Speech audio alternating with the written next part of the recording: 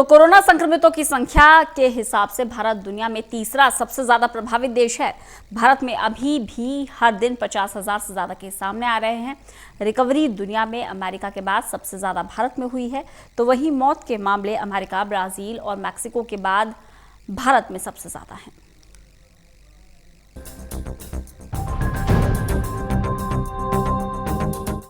देश में कोरोना संक्रमण खतरनाक तरीके से बढ़ रहा है। लगातार 7वें दिन 50,000 से ज्यादा कोरोना के केस आए हैं। यही नहीं, 16 दिसंबर के बाद पहली बार एक दिन में 350 से ज्यादा संक्रमितों की मौत हो गई है।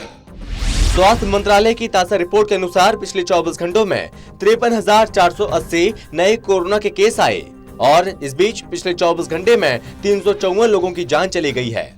हालांकि 41,280 लोग कोरोना से ठीक भी हुए हैं। एक समय ऐसा था जब देश में कोरोना संक्रमण की संख्या घटने लगी थी। इस साल 1 फरवरी को 8,635 नए कोरोना के केस दर्ज किए गए थे और एक दिन में कोरोना मामलों की यह संख्या इस साल सबसे कम थी। आज देश में कोरोना की स्थिति क्या है? कुल मामले 1,21,49,335 हैं। कुल डिस्चार्ज 1,14,34,301। कुल एक्टिव केस 5,52,566। कुल मौतों की संख्या 1,62,468। महाराष्ट्र में कल 139 संक्रमितों की मौत हुई। देश में हर दिन सबसे ज्यादा कोरोना संक्रमण के मामले महाराष्ट्र में आ रहे हैं और सबसे ज्यादा मौतें भी यहीं हो रही हैं। महाराष्ट्र में मंगलवार के दिन कोरोना वायरस संक्रमण के 27,918 नए मामले सामने आए।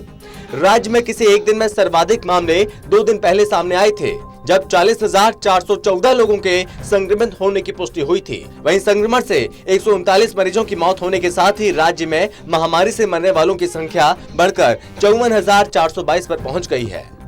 देश में 16 जनवरी को कोरोना का टीका लगाए जाने के अभियान की शुरुआत हुई थी। 30 मार्च तक देश में 6,30,54,353 कोरोना डोज दिए जा चुके हैं।